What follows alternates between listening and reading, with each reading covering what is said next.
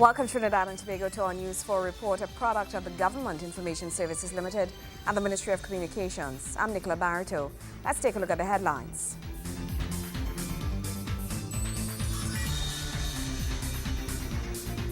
The Prime Minister announces her decision to have the appointment of Herbert Volney as Justice Minister revoked. Checks totaling $1.8 million distributed to more than 100 families affected by heavy rains last month. And the Minister of Public Utilities highlights the important relationship between well-lit recreation parks and a healthier, crime-free Trinidad and Tobago. Thank you for joining us. The Prime Minister has announced her decision to have the appointment of Herbert Volney as Justice Minister revoked. She made the announcement at an extended post-cabinet meeting where she declared that the former minister was guilty of misrepresentation. The controversy which positioned her administration under heavy fire over the past weeks was based on the proclamation of Section 34 of the Administration of Justice Indictable Offences Act, which raised concerns about the possible exoneration of businessmen Ish Galbaransing and Steve Ferguson. I did advise the DPP and the Chief Justice on the decision and announcement I am about to make in deference to their esteemed positions, and I have offered on behalf of my government and myself our sincere and humble apologies for the misrepresentation made to the Cabinet of their opinions. I held a formal and candid meeting with Mr. Volney today, and he has admitted that he made an error. In the circumstances, I wish to state that I have advised His Excellency the Acting President Timothy Hamel-Smith to immediately revoke the appointment of Mr. Herbert Volney, MP, as Minister of Justice. I have also advised that Ms. Christine Moore, Attorney at Law of Lambo Village, Tobago, be appointed a Senator and the Minister of Justice. His request for the early proclamation approval of Section 34 of the Administration of Justice Indictable Proceedings Act on August 9th led to his dismissal as Justice Minister. Former Minister of Justice Herbert Volney has been accused of serious misrepresentation to the Cabinet by Prime Minister the Honourable Kamla Bissessar. Mrs. Bissessar says her decision was based on the outcome of a meeting with Chief Justice Ivor Archie as well as Director of Public Prosecutions Roger Gaspard earlier this week. Speaking at an extended post-cabinet meeting, the Prime Minister said the entire Cabinet approved the early proclamation of Section 34 on the assurance given by former Minister Volney at the Cabinet meeting of August 9th that the Chief Justice and DPP had been consulted and supported the measure. However, she says, based on her findings, Mr. Volney's declaration was in fact false. The Honourable Minister of Justice had a duty to faithfully and accurately represent the position and views of the Honourable Chief Justice and the DPP. He failed so to do, and the Cabinet relied in good faith and acted on his assurances in good faith. His failure to do so is a serious misrepresentation and amounts to material non-disclosure of relevant facts to the Cabinet, which effectively prevented the Cabinet from making an informed decision. Mrs. Bissessar, however, maintains that based on her findings, Attorney General Annan Ramlogan was no part of the process. I have spoken to the Chief Parliamentary Counsel, and he has informed me and confirmed that the Honourable Attorney General did not participate in this process because conventionally the Office of the CPC independently liaises with the Cabinet Secretariat and the Office of the President on such matters. I pause also to note that the Attorney General was out of the country during the period July 20th to August 4th. When the news broke that Section 34 of the Administration of Justice Indictable Offences Act was proclaimed, concerns were raised that businessmen Ish Galbaransing and Steve Ferguson might very well walk as free men. Mrs. Bissessar says Cabinet's approval was predicated on the assurance that the DPP and judiciary were adequately consulted. I want to say outright that I reject and dismiss the idea that Section 34 was passed as part of some grand conspiracy designed to benefit certain individuals. Such a conspiracy would necessarily have to involve government, independent, and the opposition members. Verna Barath, News 4. In other news, checks totaling $1.8 million were distributed to more than 100 families affected by heavy rains last month. The checks, ranging in value from $7,000 to $3,000, were given out as part of the Ministry of Housing, Land and Marine Affairs Emergency Relief Grant Program to 101 families from Diego Martin, Maraval, Carenage, Laventille and Morval. Speaking at the ceremony, which was held at the Diego Martin Regional Corporation, Housing Minister Dr. the Honorable Rudal Munilal says they had 200 flood victims who were considered for the emergency relief grant, but had to give the money based on the need following their investigations.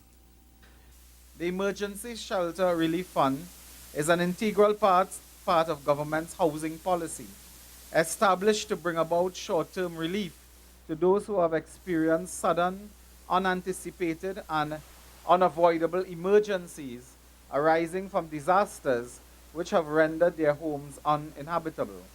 The grant provides immediate funding to carry out urgent remedial work to affected homes. The minister adds that while the grant could never be enough to help rebuild, it was hoped that it could be helped. Though the amount you receive today will not satisfy 100% of the needs, we know that, we are hoping that it helps in some meaningful way. As Minister Topping indicated to you, I visited some of those homes. I went on the Saturday, I went back on the Sunday. It have no way for some of those homes that the grants you receive from ministries can help to do all the work. No way at all. But what we are hoping is that we give you at least a little help, a little start. If you didn't have a start, we give you the start. If you had some resources before, we add to that. That is what we are doing today, to ensure that you benefit in quick time so you could bring some more relief to your home and your environment. Recipients of the grant were happy to receive their checks. In fact, grants of this nature are usually processed within 3 to 6 months, but because of the nature of the disaster and the amount of people affected, the minister says the process was expedited. Already, we are hoping that we'll be in a position to help much more people, not only in Diego Martin, but across the country. We are receiving requests now from people in San Fernando, I believe, where they had a particular event on Sunday last. So I ask you to collect this, receive it, give thanks, and work with it. And then if there's anything else further we can do, I'm sure our unit and our staff will be happy to meet you and see what else we can do to help you. Joseph Lopez, News 4. News 4 continues after the break. Stay with us.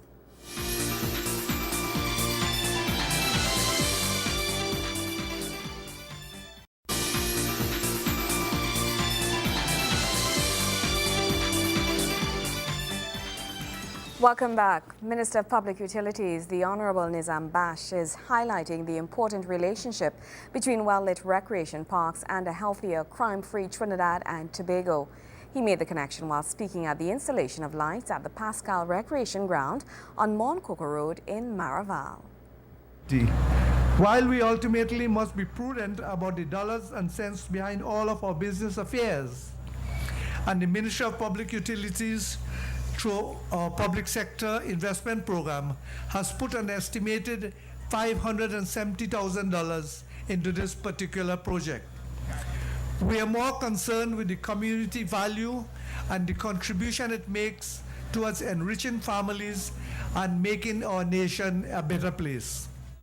A better place is exactly what Minister Bach says the People's Partnership has planned for our twin island state of Trinidad and Tobago.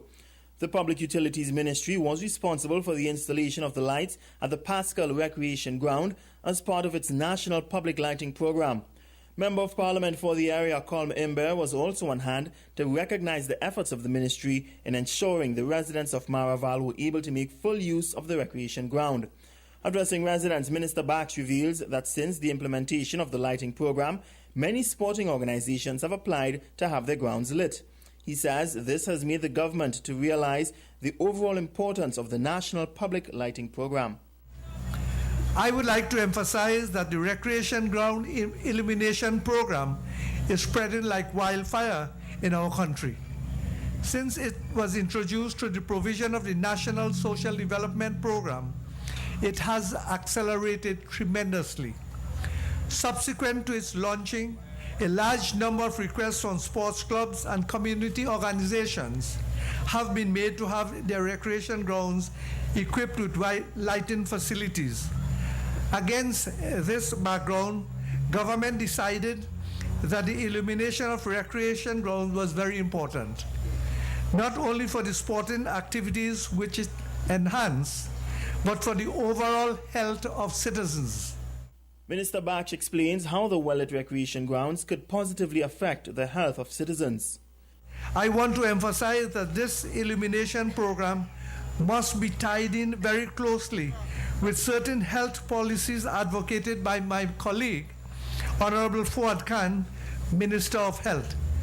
Minister Khan, in his Fight the Fat initiative, has on several occasions outlined the necessity for concentrated physical activities, exercises, athletic activities in order to supplement health.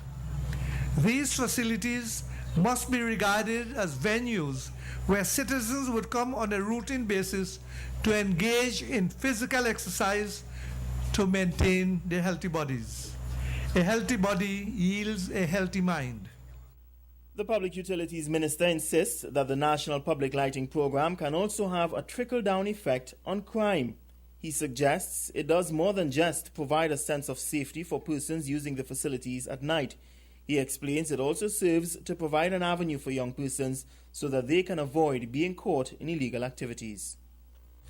We intend to have all recreation grounds and parks lit so that young people in particular will be drawn to engage in physical training and sports, especially during late evenings and in the night.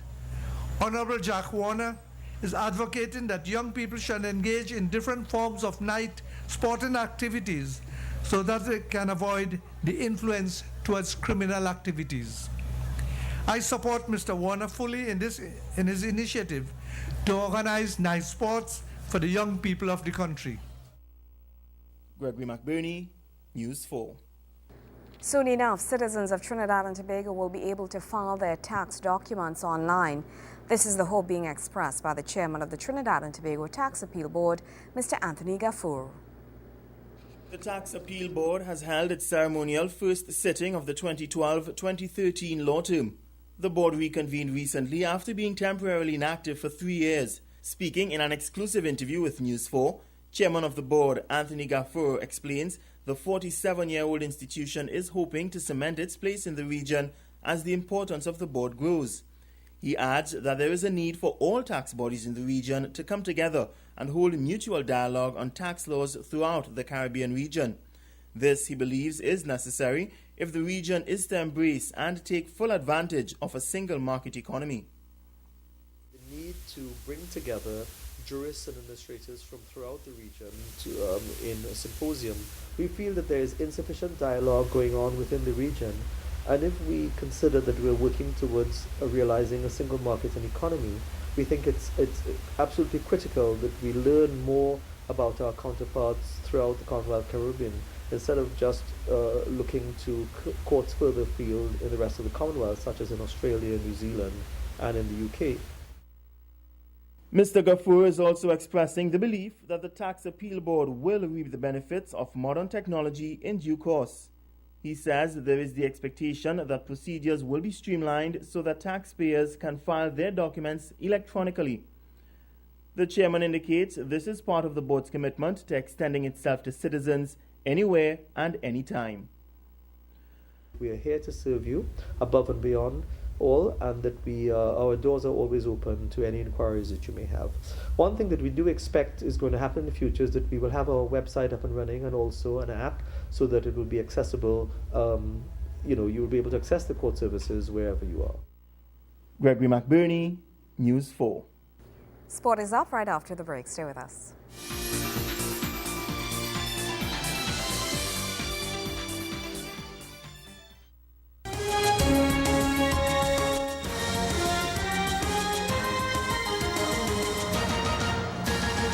International Inspiration is a legacy program of the London 2012 Olympics, which seeks to inspire young people through the transformative power of sport.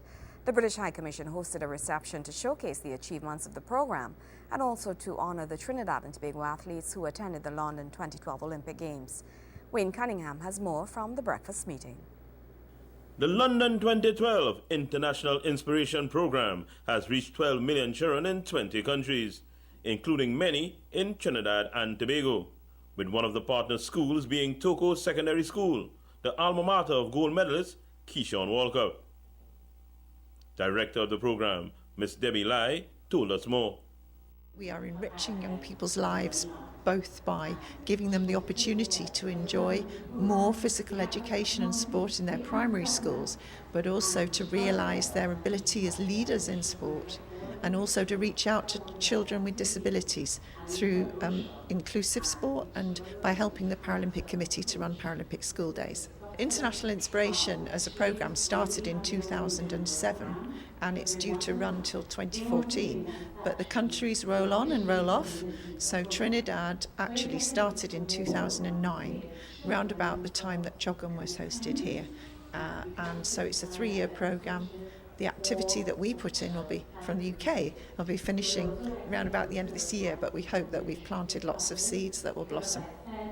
And it's been fantastic to see the quality of your young leaders here and to see the enthusiasm that's been generated in your primary schools. The program has an experienced local partner in the field of youth development through sport. We've actually used a partner, which is a Trinidad and Tobago partner called TASPI, Mark Mungal and his team, and so you have all the know-how and the ability here, and I really look forward to seeing it continue in years to come. We wanted to have a programme in all the countries and regions of the world that have a strong connection with London and the UK. So, of course, one of the Caribbean nations was a priority, and it was a tough competition to select either Trinidad and Tobago or Jamaica, and in this occasion, Trinidad and Tobago won out.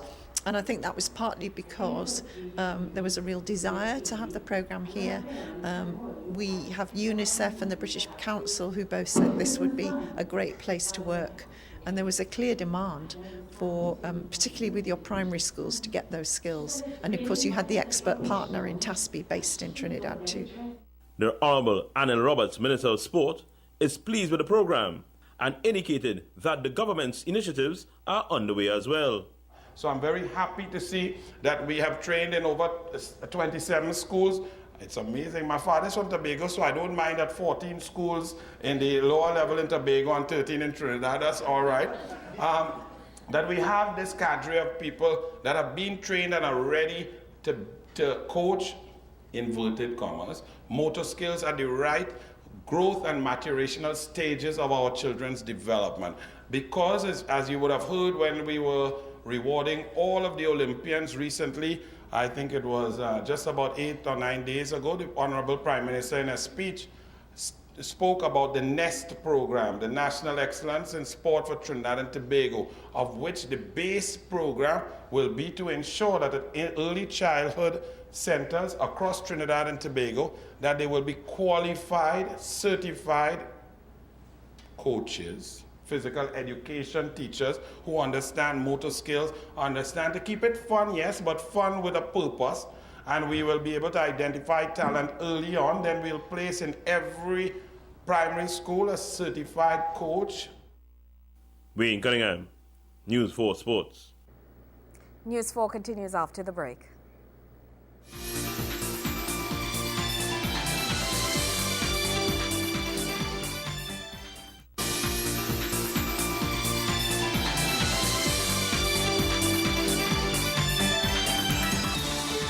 Thank you for staying with us.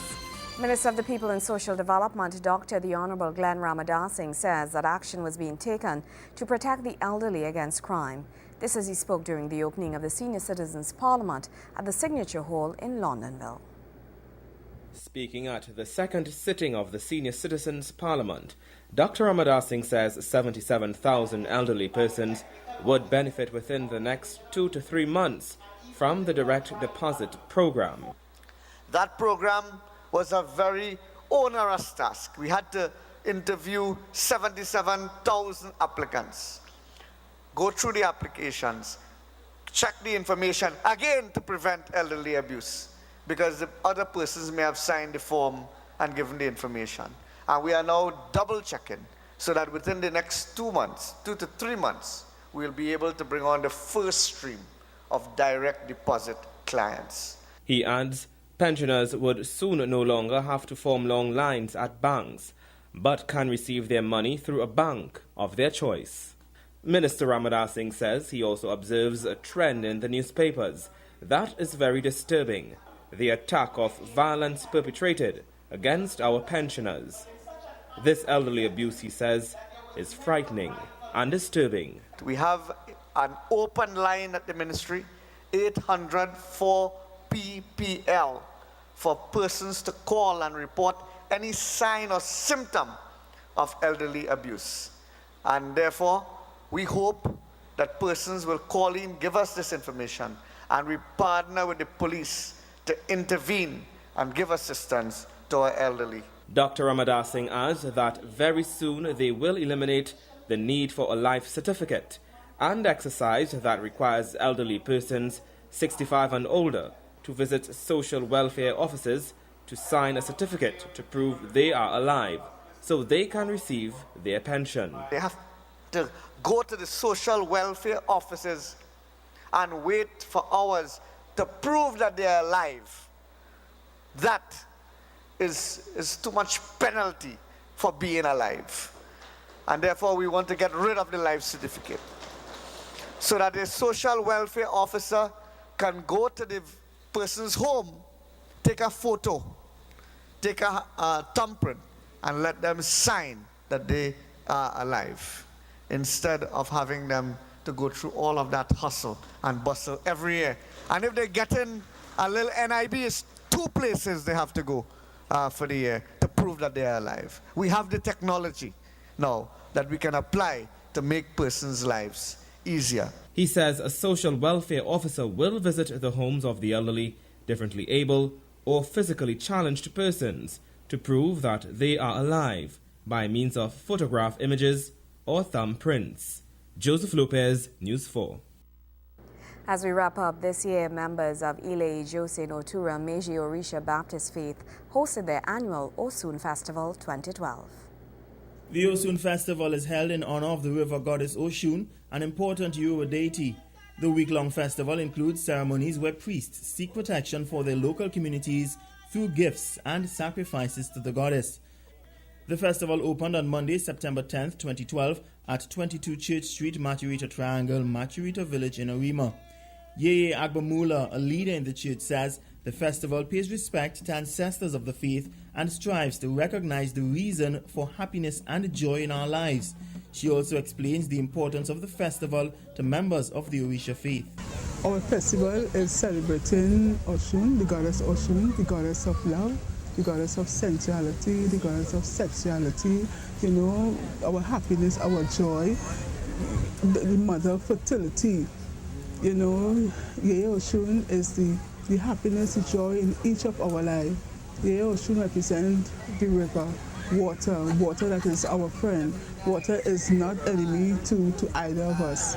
So in so doing, we give praise to our positive ancestors, our ancestors that toil all the years for us. We are very, very happy to praise our ancestors and to let people know about, how our ancestors can work for us and how they worked, will work at present and even, in the future. Gregory McBurney, News 4.